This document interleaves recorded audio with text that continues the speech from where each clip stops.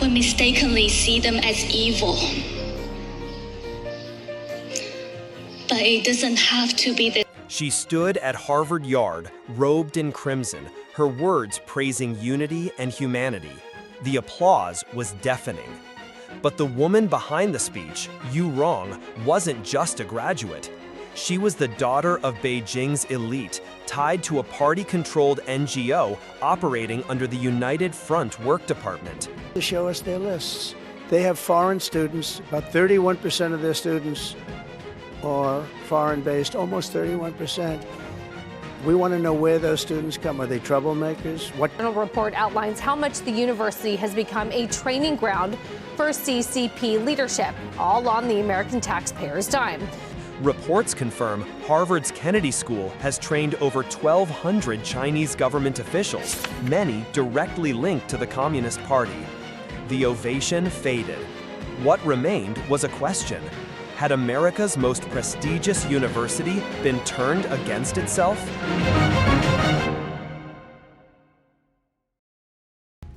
Rong's revelation was just the spark. Behind her story lies a deeper, more unsettling pattern, one that has quietly reshaped America's intellectual fortress. For over a decade, Harvard's Kennedy School has operated an elite executive program designed for Chinese government officials. Between 2010 and 2023, more than 1,200 officials, many vetted by the Communist Party, completed leadership courses at Harvard. These weren't ordinary students. They included provincial governors, mayors of major cities, and policy architects responsible for Beijing's global ambitions. The curriculum? Public policy, negotiation strategies, and Western governance models, invaluable tools in the hands of a strategic adversary. Harvard proudly showcased these programs, touting them as bridges of understanding. But quietly, Washington insiders began calling it what it really was: soft power warfare disguised as academic exchange. Meanwhile, the United Front Work Department, the party's influence machine, expanded its operations, embedding loyalists into American academic, business, and political spheres. The realization hit hard. What seemed like mere academic outreach was, in fact, a carefully orchestrated infiltration campaign. The deeper investigators looked, the more alarming the pattern became. It wasn't just training programs. It was research, the lifeblood of America's technological supremacy, now slipping quietly into foreign hands. One of the most high-profile cases was Charles Lieber, the former chair of Harvard's chemistry department.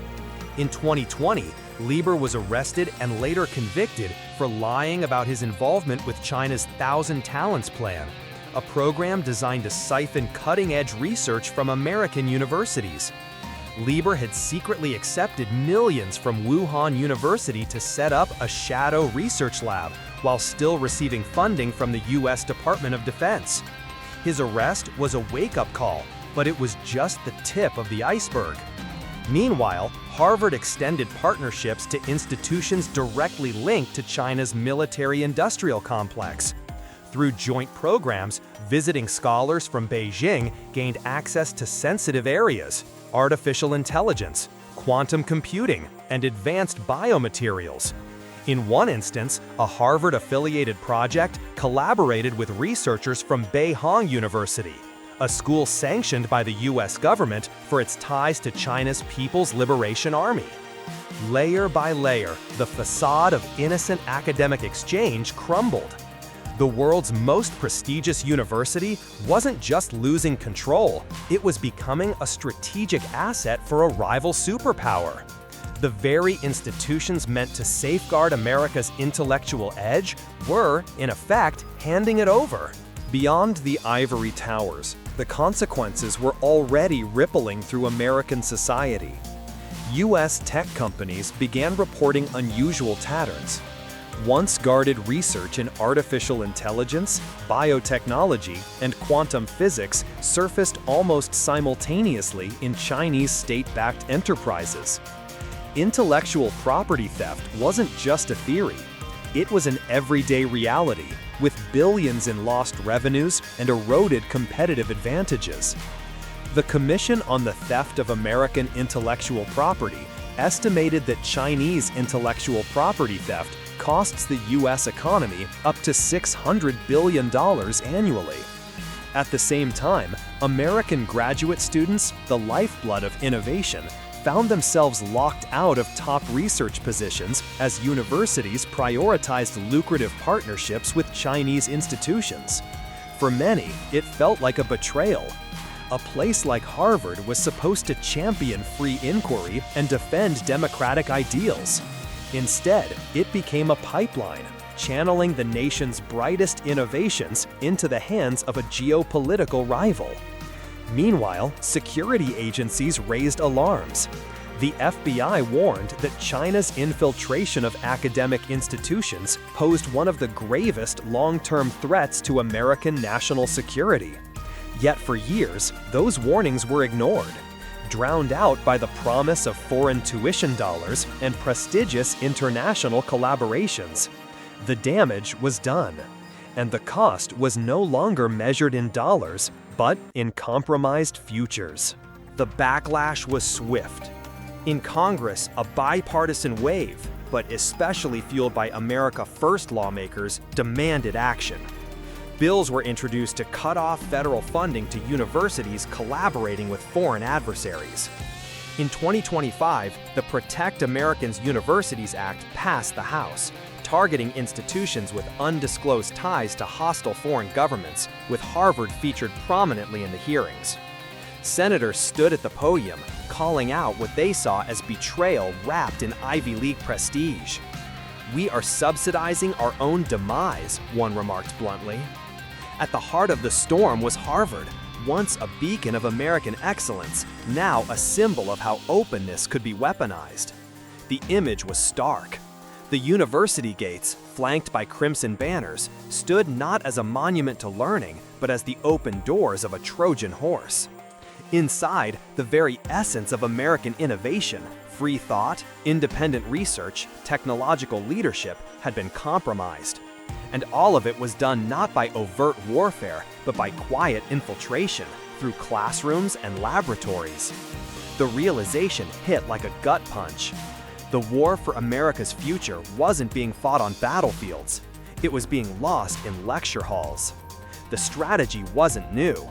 Beijing's United Front Work Department, long regarded as the invisible hand of the Communist Party, specializes in one mission: co-opting elites, neutralizing opposition, and exporting influence under the guise of cultural and academic exchange.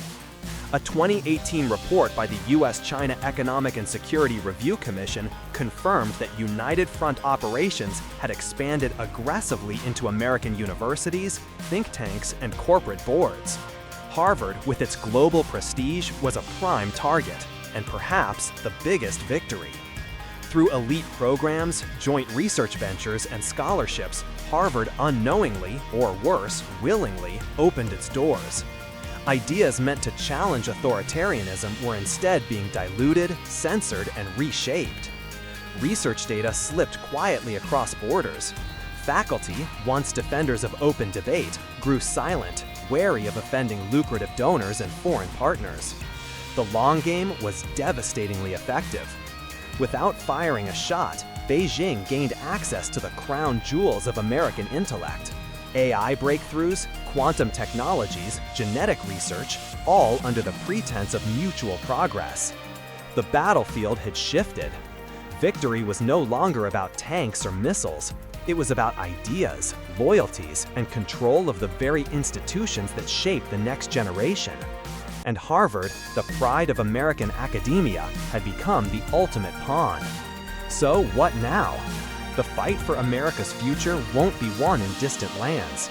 It will be decided here, in classrooms, laboratories, and boardrooms. The question remains: when the guardians of knowledge surrender to quiet infiltration, who will guard the guardians? Harvard's story isn't just about one university. It's a warning. The Trojan horse is already inside the walls.